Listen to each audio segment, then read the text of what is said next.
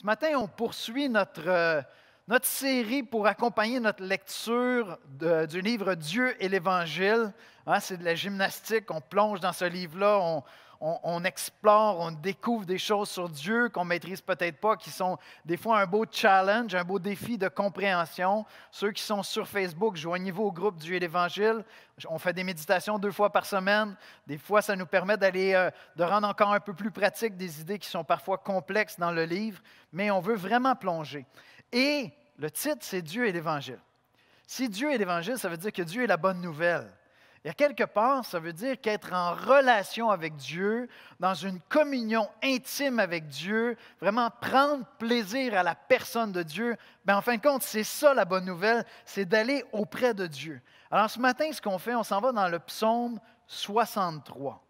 Il y a plusieurs psaumes où on voit le psalmiste, souvent David, vraiment, je vais le dire comme ça, jouir de la présence de Dieu, avoir beaucoup de bonheur, un bonheur même extrême, incomparable à être dans la présence de Dieu. Et peut-être qu'il y a d'autres psaumes qui sont aussi intenses que le psaume 63, mais il n'y en a aucun qui est plus intense que le psaume 63. On sent vraiment l'amour de David pour son Dieu, le bonheur profond qu'il expérimente dans la présence de Dieu, combien Dieu le comble entièrement. Et juste avant de faire la lecture, avant de dire un mot de prière, je veux vous mettre en contexte, parce qu'il y a un contexte à ça.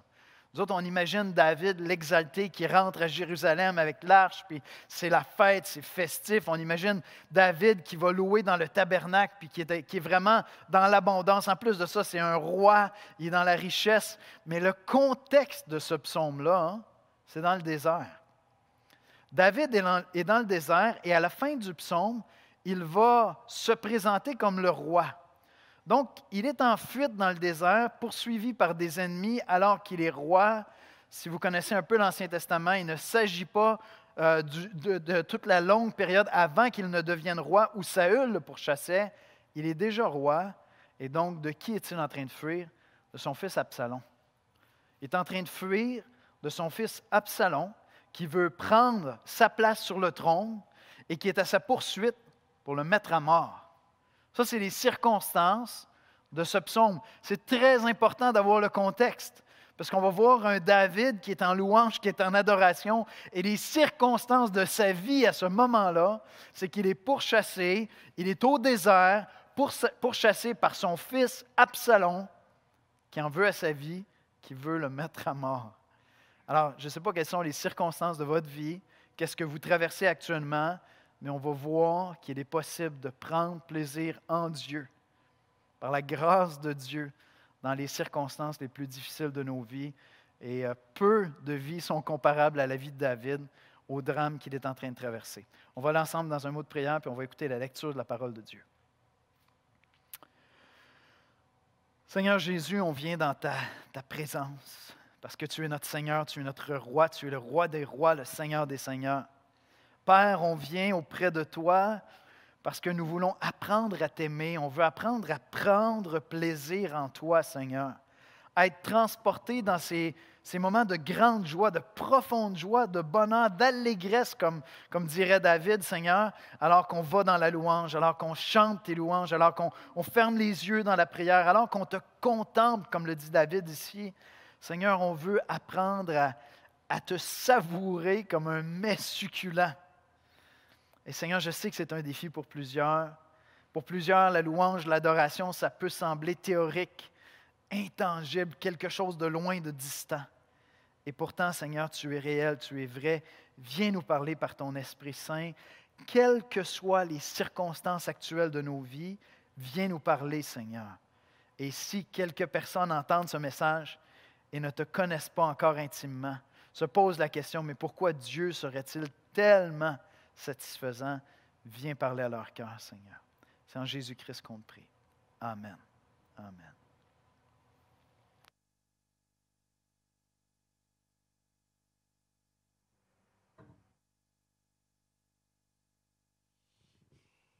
Ce matin, le passage biblique est tiré des psaumes, le psaume 63, les versets 1 à 12, dans la nouvelle édition de Genève. Le psaume 63, versets 1 à 12, dans la nouvelle édition de Genève. Psaume de David, lorsqu'il était dans le désert de Juda. Ô Dieu, tu es mon Dieu. Je te cherche, mon âme a soif de toi. Mon corps soupire après toi dans une terre aride, desséchée, sans eau. Ainsi, je te contemple dans le sanctuaire pour voir ta puissance et ta gloire, car ta bonté vaut mieux que la vie. Mes lèvres célèbrent tes louanges. Je te bénirai dans toute ma vie.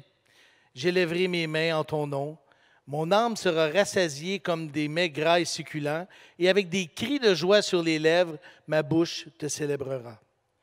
Lorsque je pense à toi sur ma couche, je médite sur toi pendant les veilles de la nuit, car tu es mon secours, et je suis dans l'allégresse à l'ombre de tes ailes. Mon âme est attachée à toi, ta droite me soutient.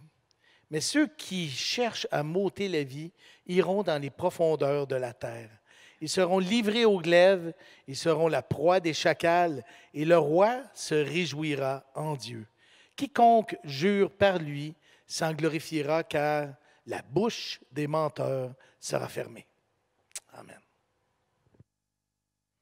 Voici comment je résumerai l'exposé de ce matin. Dieu est à la fois tout ce que nous désirons vraiment et le seul qui nous comble entièrement. Et il s'est donné à nous en son Fils. Et il s'est donné à nous en son Fils. 3 points ce matin qui se retiennent bien, j'espère.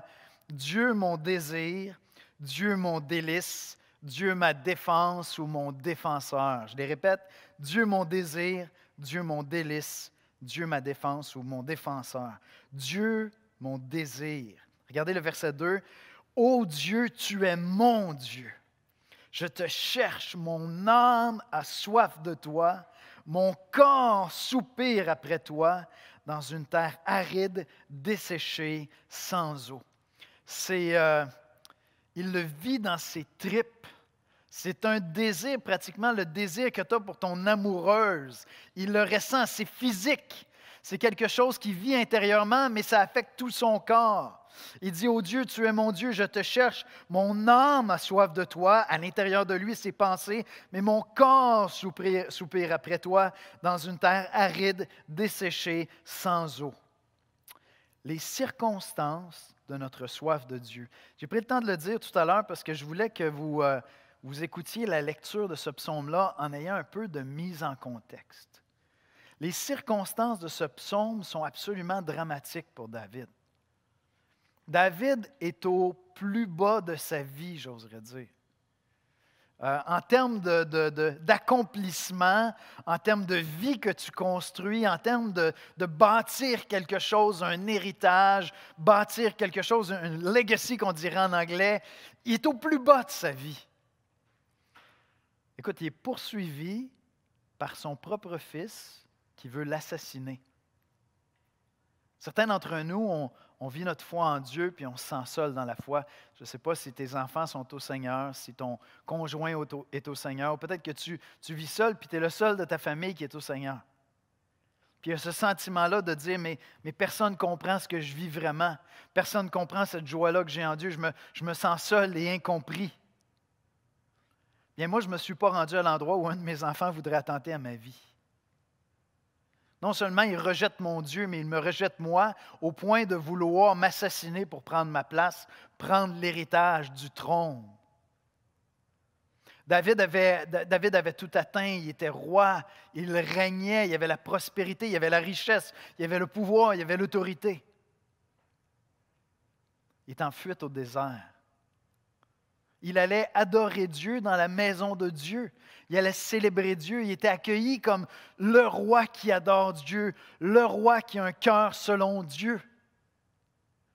Il est en fuite au désert, poursuivi par son fils qui veut l'assassiner, par les gens qu'il a établis dans la prospérité et qui l'ont trahi pour faire alliance avec son fils. Mais son drame ne s'arrête pas là. La vérité, c'est qu'il a semé un peu tout ce qu'il récolte. Je veux dire, David n'a pas toujours été un homme droit, ça a été un homme fourbe, un menteur. Il a planifié un meurtre, une mise à mort, parce qu'il il avait voulu une femme qui n'était pas la sienne. J'oserais dire que David était un homme à femme, parce que Dieu tolérait la polygamie, bien que ça n'a jamais été dans le plan de Dieu. Et ça a entraîné un paquet de problèmes dans sa famille. Mais David aimait ses enfants tellement, il aimait Absalom tellement qu'il était même aveuglé d'exercer la justice. Je ne sais pas c'est quoi votre rapport avec vos enfants, avec vos proches. Je ne sais pas si des fois vous vous dites, oui, mais ce que je vis comme drame, dans le fond, je récolte ce que j'ai semé. À quelque part, c'est mes fautes du passé qui me poursuivent. David, c'était littéralement ça, vous comprenez? Il est au désert, son fils veut l'assassiner. À quelque part, il est à l'origine de tout ça. Si vous connaissez bien son histoire, il est à l'origine de tous ses malheurs. Ça, c'est les circonstances de son adoration. Je ne sais pas ce que tu vis. Je ne sais pas si tu as des problèmes de santé, si tu te sens seul, si tu es le seul à être chrétien dans ta famille. Je ne sais pas si tu as perdu ton emploi, tu as perdu ta prospérité, tu es en fuite au désert. Tu traverses un désert. Tu traverses un grand désert, aride, desséché. Ça, ce sont les circonstances de la vie de David où il va adorer Dieu et où il va écrire un des psaumes les plus riches et les plus beaux sur l'amour qu'il a pour son Dieu. Je ne sais pas quelles circonstances tu traverses, puis je ne dis pas ça légèrement, mais je dis ça pour te dire que parfois c'est dans ces moments-là que Dieu vient se faire connaître à nous d'une manière exceptionnelle, d'une manière extraordinaire. Ce sont les circonstances de notre soif de Dieu. Je ne sais pas quelles sont les circonstances que tu traverses, mais c'est le bon moment pour avoir soif de Dieu. Avoir soif de celui qui peut remplir ton cœur de chants d'allégresse alors que tu traverses un désert dans ta vie.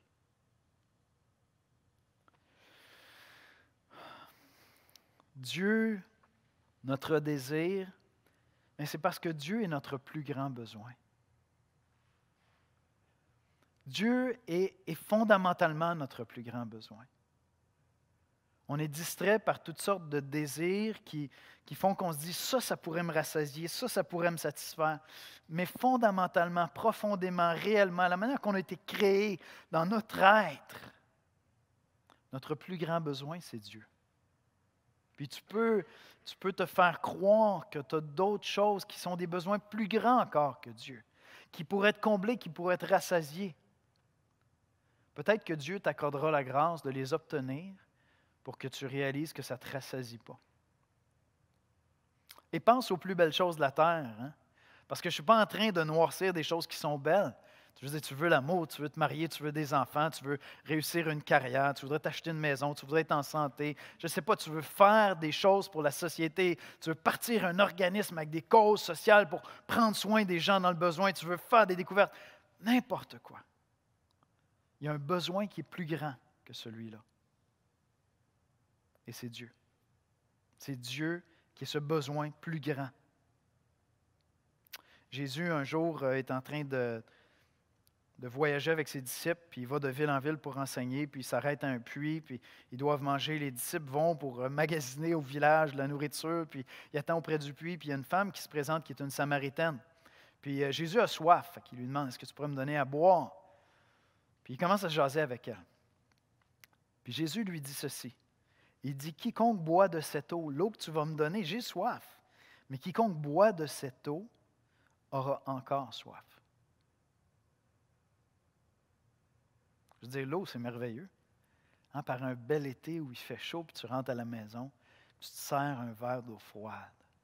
Pour de vrai, là, c'est vraiment délicieux, c'est vraiment incroyable. Mais tu vas avoir encore soif.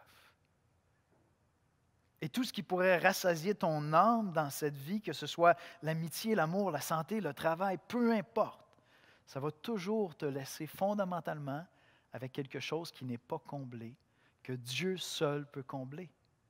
Dans cette rencontre-là que Jésus fait avec cette femme samaritaine, il poursuit en disant « Mais celui qui boira de l'eau que je lui donnerai. » En parlant de lui-même, Jésus.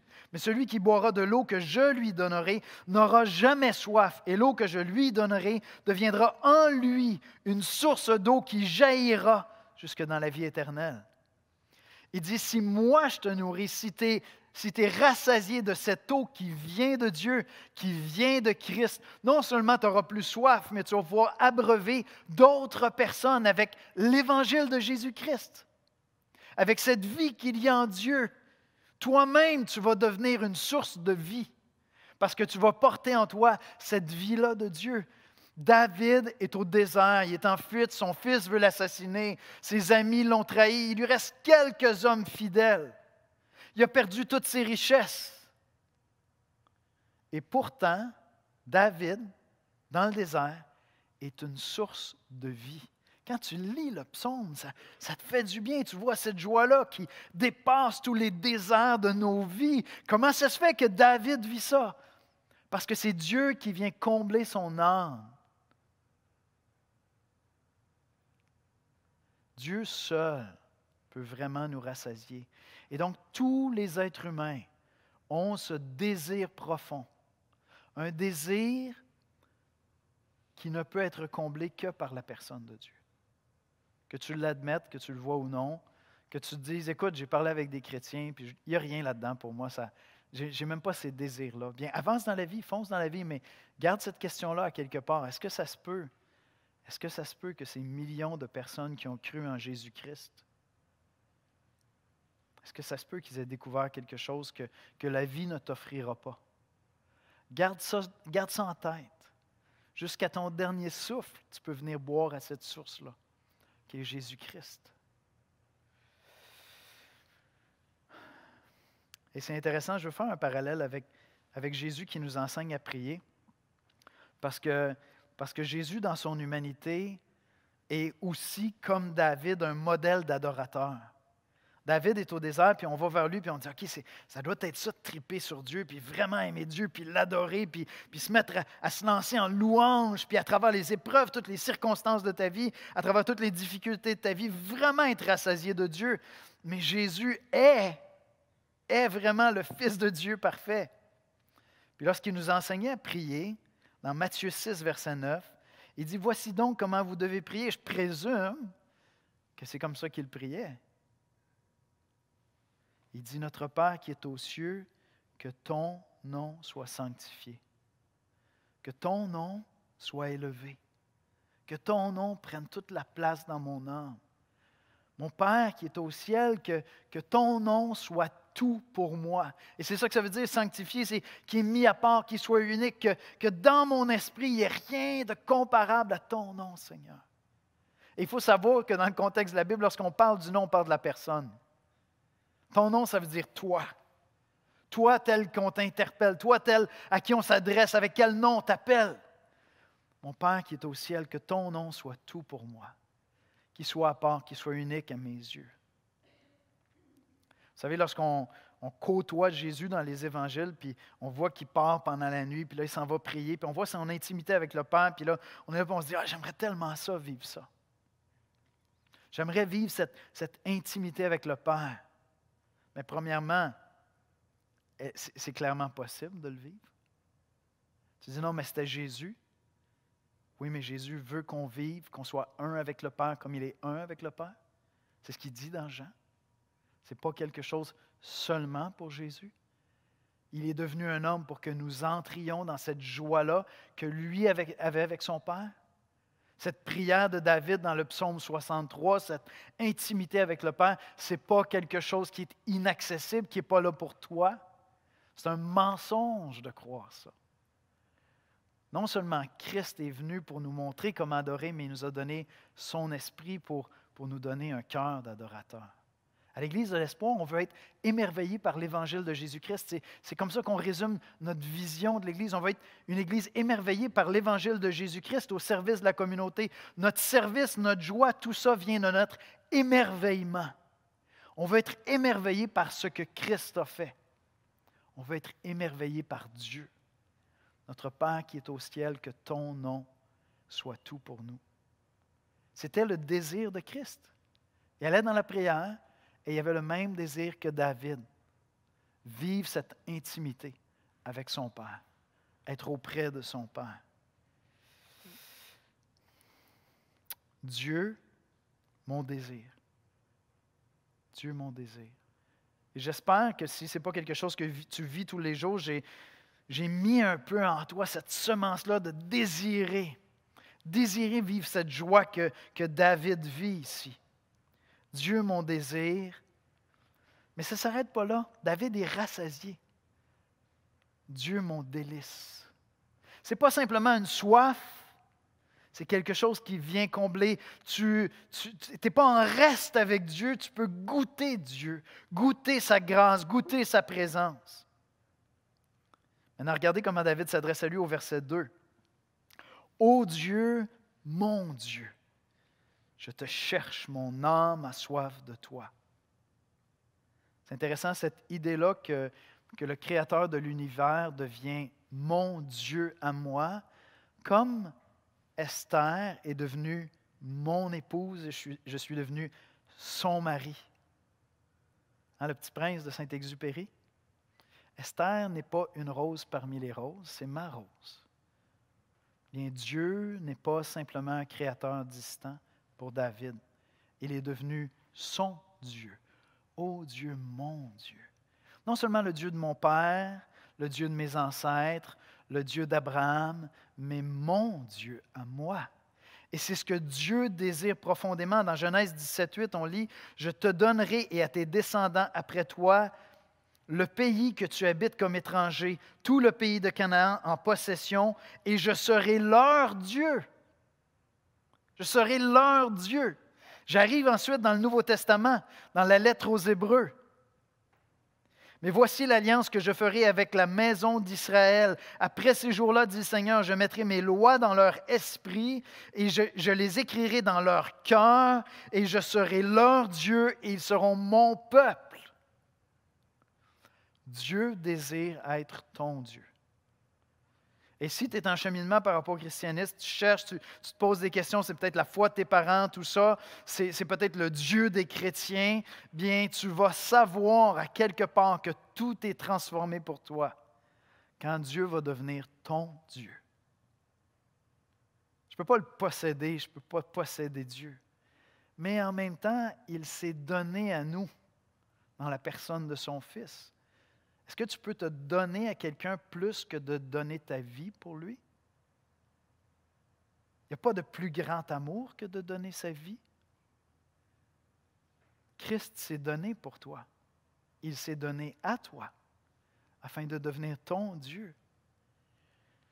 Et donc, le secret de David pour que Dieu devienne son délice, c'est qu'il est son Dieu.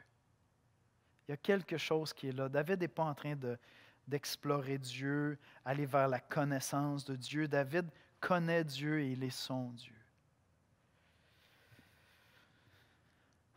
Mais il dit qu'il comble son âme. Regardez le verset 6. « Mon âme sera rassasiée comme de mets gras et succulents. » J'aime l'adoration de David parce qu'il prend quelque chose qui peut être extrêmement théorique, puis il nous donne des images très concrètes. Il dit « J'ai soif ». Vous savez, c'est quoi avoir soif quand tu as travaillé fort, puis il fait chaud à l'extérieur, puis hein? Tu te donnerais ta paye pour un verre d'eau. Mais il dit « Dieu va rassasier mon âme comme un mets succulent rassasie mon ventre, me comble. » Voyez-vous, le désir dans son corps, c'est dans ses tripes, c'est intense, comme tu tombes en amour, comme tu aimes tes enfants, tu le sens dans ton corps. S'il arrive quelque chose à tes enfants, ça fait mal en dedans. C'est très concret, c'est très réel. Tu apprends qu'il y a un ami que tu aimes intimement, qui, je ne sais pas, il y a un désastre dans sa vie, il y a un accident de voiture, il y a un cancer, ça fait mal en dedans. Mais David désire avec son corps être près de Dieu. Puis il dit, mon âme va être rassasiée comme d'un mets succulent. Dieu te comble comme un bon repas où tu es repu à la fin, tu es comme, OK, ça c'est, on va-tu prendre une marche? Je suis comblé de Dieu. Je suis comblé de Dieu. Je suis comblé de Dieu. Dieu est celui qui me comble et qui me transforme. Regardez ce qu'il dit au verset 6. Il dit, « Mon âme sera rassasiée comme de mets gras et succulents, avec des cris de joie sur les lèvres, ma bouche te célébrera. » C'est intéressant, dans le psaume, il élève les mains, il loue Dieu avec son corps. Il dit, des cris de joie vont sortir de mes lèvres, tellement je vais être heureux, tellement je vais être comblé, tellement je vais être content. Je ne sais pas si vous voyez, mais à travers tout ce psaume-là, la louange est constamment présente. Des chants de louange. Des chants de louange. Entretenez-vous par des hymnes, des cantiques. Lorsqu'on vient chanter ensemble, on vient chanter notre âme devant Dieu, on vient déverser notre joie, on vient se donner écho les uns aux autres à cette joie-là avec l'équipe de louange. C'est ça qu'on fait. Littéralement, on est en train de dire à Dieu combien on l'aime. Mon épouse a fait quelque chose de spécial que je n'aurais jamais osé faire parce que ça aurait été un désastre. Mais à nos noces, elle a chanté ses vœux. Elle m'a chanté ses vœux. Elle les a écrits sur une pièce de musique, puis elle m'a chanté ses vœux. Elle m'a chanté son amour. Et à travers tout ce psaume-là, David chante son amour à Dieu. La louange, le chant dans l'Église, ce n'est pas une espèce d'apparat, tu sais. On a besoin d'un bon message pour se nourrir, puis on va mettre un petit peu de fleurs autour de ça. C'est toujours plus beau accompagné avec un petit peu de fleurs. Tu sais, tu décores la table. Mais dans le fond, ce qu'on veut, c'est un bon beefsteak. Peut-être que vous, c'est un bon morceau de tofu, je ne sais pas. Mais tu sais, tu veux un bon repas. Puis là, tu mets un petit peu de fleurs là-dessus, un beau bouquet de fleurs, des roses. Puis c'est ça la louange. C'est comme pour mettre de quoi autour. Non, pas en tout. Zéro. Pas du tout. C'est ce qui sort de moi lorsque j'entre en contact avec Dieu. Lorsque je contemple Dieu, ce qui sort de moi, c'est le désir de chanter combien il est beau. Peut-être que tu n'aimes pas chanter. Peut-être que tu dis, écoute, c'est comme, j'aime pas ça chanter. J'ai le goût de te dire, si tu deviens chrétien et tu me dis que tu n'aimes pas lire, tu n'es pas obligé d'apprendre à aimer lire, à part la Bible. Tu n'es pas obligé de lire aucun autre livre dans ta vie, mais apprends à aimer lire la Bible. Si tu n'aimes pas chanter, tu dis, écoute, j'ai une voix de crécelle. Apprends à aimer chanter des louanges à Dieu. C'est là à travers toutes les Écritures. Parce que aimer Dieu, c'est quelque chose qu'on vit dans notre corps, qu'on ressent. Ce n'est pas simplement une idée. Dieu n'est pas une belle idée séduisante. Non, si tu es un gars, Dieu est la plus belle femme qui voudrait t'épouser au monde. Littéralement, il est la plus belle personne au monde. Si tu es une fille, c'est comme l'amoureux par excellence. C'est ça qu'il est, c'est une personne à qui je veux déclarer mon amour parce qu'il m'a déclaré son amour sur la croix. Et je veux répondre à cette déclaration d'amour-là par mes chants de louange. Par mes chants de louange. Et c'est pour ça que les chrétiens chantent depuis des siècles. Et c'est pour ça qu'on va chanter dans l'éternité encore.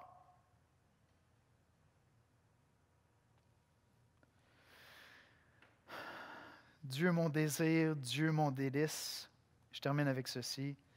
Dieu ma défense, Dieu mon défenseur.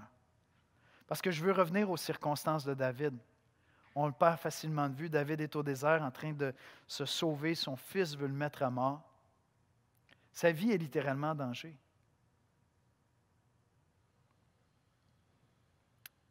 Et pourtant, David éprouve un véritable sentiment de sécurité. Il est poursuivi par son fils qui veut le tuer. Je ne sais pas s'il y a des choses, des circonstances dans ta vie qui t'effraient. Il m'arrive souvent d'avoir peur. Si je n'étais pas honnête avec moi-même, je me dirais, ah non, moi je suis toujours cool, j'ai toujours confiance en Dieu. Mais non, des fois, je sens de l'anxiété, puis là, je dis, je vais entendre qu'est-ce qu'il y a derrière ça.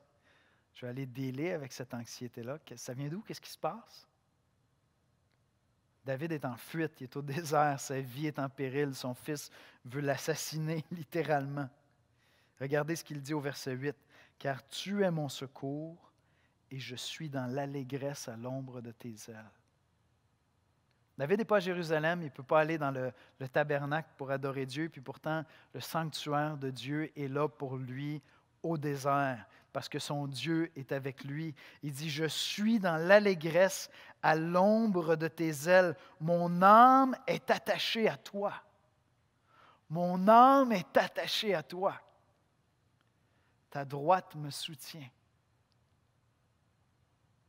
Je ne sais pas combien de fois, lorsque je vis des moments d'anxiété, des moments de défi, des moments de fatigue où je dis, « Seigneur, il y a beaucoup à faire, il y a beaucoup de défis, la tâche est trop grande pour moi. » Puis je vais dans la prière et l'image qui me vient, vous savez peut-être que j'aime les arts martiaux, mais l'image qui me vient, c'est vraiment celle de David où il est ma droite qui me soutient. Puis je dis, « Seigneur, soutiens mon bras pour le combat. Je suis à ton abri, je suis sous ton aile, je m'élance dans le champ de bataille. » Et là, je suis prêt à faire face à toutes les anxiétés de la vie parce que je sais que je m'élance dans ce champ-là avec Dieu à ma droite. Est-ce que ta santé est en train de te laisser tomber? Est-ce que demain est incertain? Est-ce que ton couple va mal, les relations ne vont pas bien? Tu te sens seul. Tu dis, je ne sais pas qui je suis dans ce monde-là. Le monde me fait peur. Ça fait un an et demi qu'on a peur. Tu dis, je ne sais pas c'est quoi l'avenir de l'humanité. Les jeunes sont dévorés par ça. Est-ce que l'humanité va survivre? Est-ce que je devrais avoir des enfants? Est-ce que je devrais me marier? Ça a l'air qu'on va tous disparaître dans 9 ans. David est au désert. Ça a l'air qu'il va disparaître dans quelques semaines. Vous comprenez? Il est au désert, il est en train de se renseigner. Il y a des scouts, des éclaireurs qui sont en train de dire, « OK, où est-ce qu'il est? Quelles sont les manœuvres? On se déplace, il faut se mettre en sécurité. On s'en va là-bas. Qu'est-ce qui se passe? » Il y a des informateurs à la cour qui sont auprès d'Absalom pour pouvoir l'informer où est-ce qu'il s'en va. Et pourtant, David est en train de dire ici, « Car tu es mon secours, je suis dans l'allégresse à l'ombre de tes ailes. Mon âme est attachée à toi, ta droite me soutient. » Puis le contexte est dramatique. « Mais ceux qui cherchent à m'ôter la vie, iront dans les profondeurs de la terre. Ils seront livrés au glaive. Ils seront la proie des chacals, et le roi se réjouira en Dieu. Quiconque jure par lui s'en glorifiera. » J'aimerais inviter les musiciens à venir me rejoindre.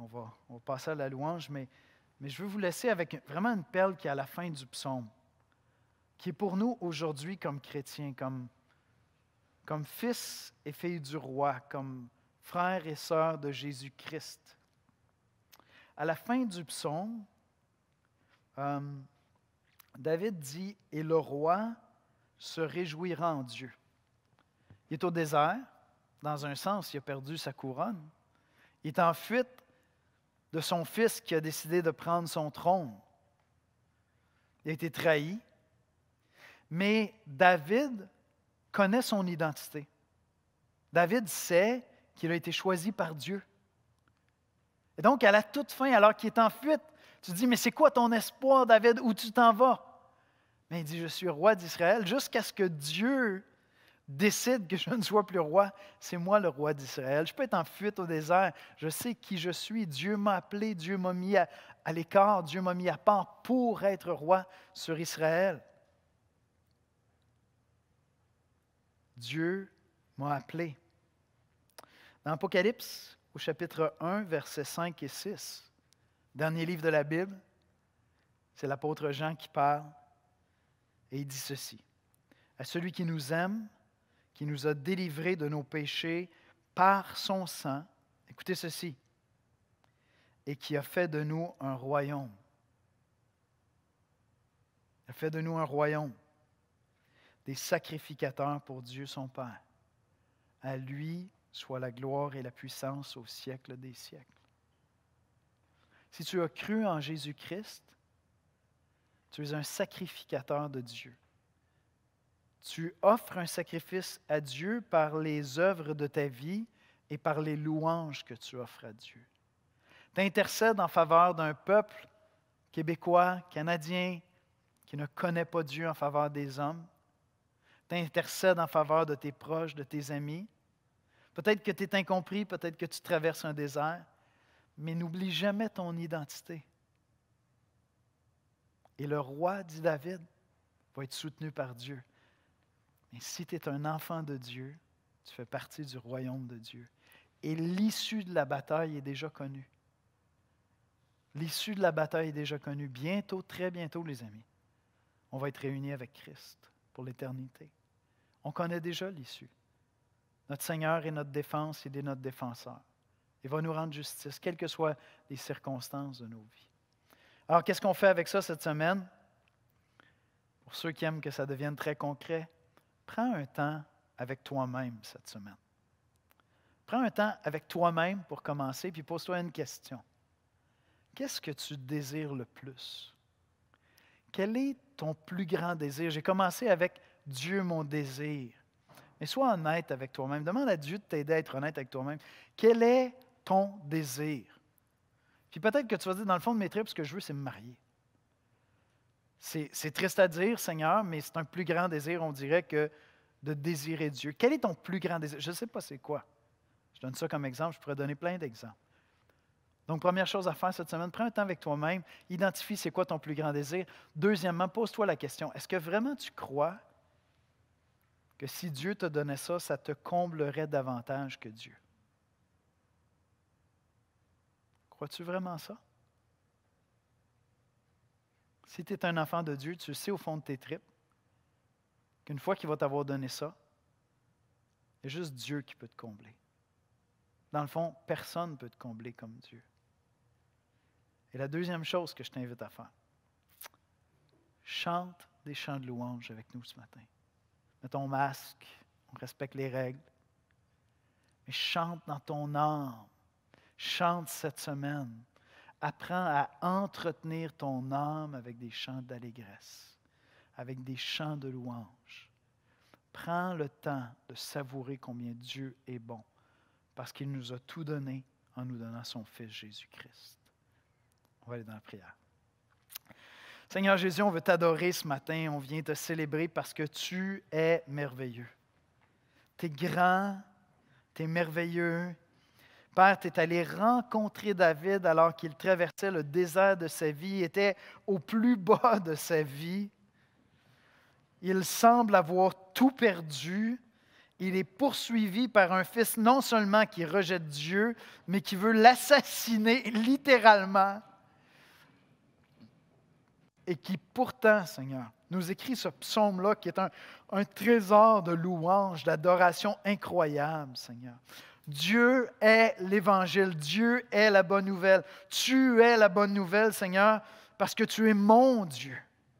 Mon âme a soif de toi, et lorsque je viens dans ta présence, lorsque je m'arrête pour te contempler dans la nuit, dans les louanges, Seigneur, mon âme, mon corps est rassasié comme d'un repas extraordinaire, Seigneur, d'un repas merveilleux et succulent.